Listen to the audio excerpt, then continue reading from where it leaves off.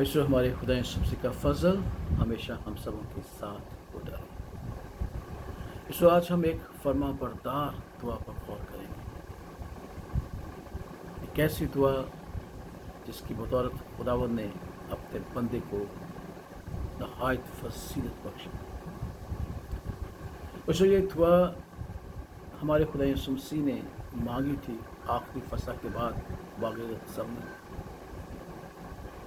हमारे खुदा यीशु मसीह के बारे में कलाम हमें सिखाता है कि वो किबरिया की जलाल का परताव और उसकी ज़ात का नक्श।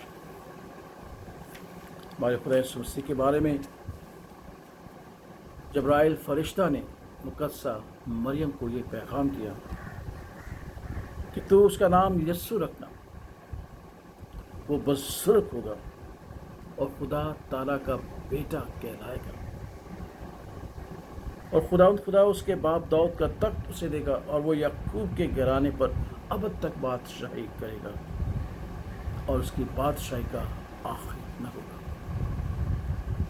यीशु की दुआ क्या थी कि जिसकी बदौलत हमारे खुदा यीशु मसीह को वो रुतबा हासिल हुआ जो किसी और को हासिल नहीं है, जिसके बारे में कलाम हमें सिखाता है। और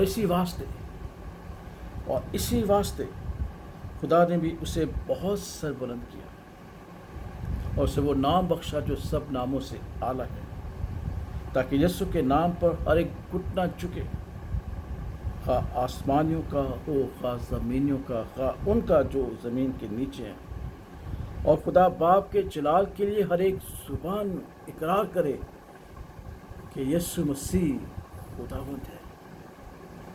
फर्मा बरदार दुआ की बदौलत खुदा बाप ने खुदा बेटे यानी हमारे खुदा यीशु मसीह को वो नाम बख्शा जो सब नामों से आला है, ताकि उसके रसूल हर एक घुटना झुके और उसी का इकरार हर एक ज़ुबान करे कि खुदा यीशु मसीह खुदावंद है।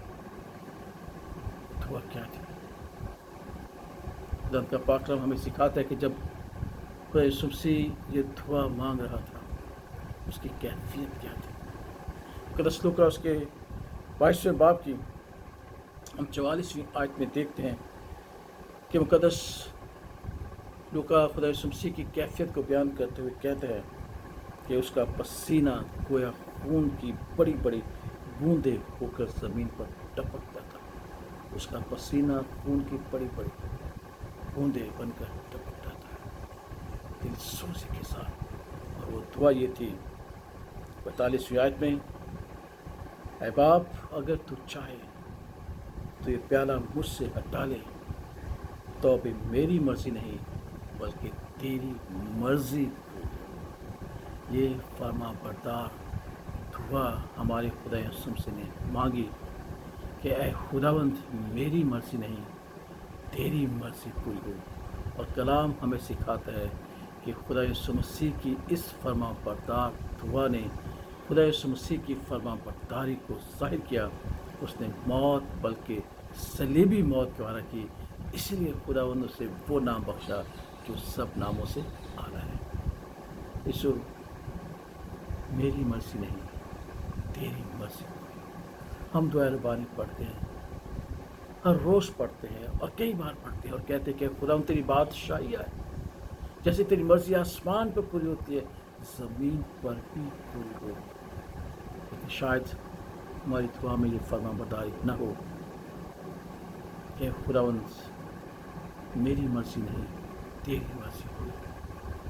यीशु खुदावंद यीशु मसीह की ये फर्मा बरदार दुआ हमें सिखाती है कि हमारे खुदा यीशु मसीह ने जो खुदा के जलाल का पर्दा और उसकी ज़ात का नक्श था, जो उसका इकलौता बेटा था, जो बादशाह था, जिसके बारे में कहा कि यहूदियों का बादशाह जो पैदा हुआ कहाँ है, उसने ये फर्मा बरदार दुआ मांगकर आज मुझे हम सबको ये तरस दिया है कि अपनी ज़िंदगी में हमेशा खुदा बाप की मर्ज़ी को अव्वलीन दर्जा दें, क्योंकि जब हम उसकी मर्ज़ी के मुताबिक अपनी ज़िंदगी बसर करेंगे, चाहे हमें दुख में से क्यों ना गुजरना पड़े, चाहे हमें सलीबी सफ़र क्यों ना करना पड़े, चाहे हमें सलीब पर क्यों ना जान देनी पड़े, याद रखिएगा कि जब हम खुदा की मर्ज़ी को पूरा करेंगे तो खुदा भी हमें सर बुलंद करेगा, जिस तरीके से उसने अपने इकलौते बेटे को सर बुलंद किया। आइए हम कोशिश करें, हम सब कोशिश करें कि हमेशा खुदावंद की मर्ज़ी के ताबे रहते हुए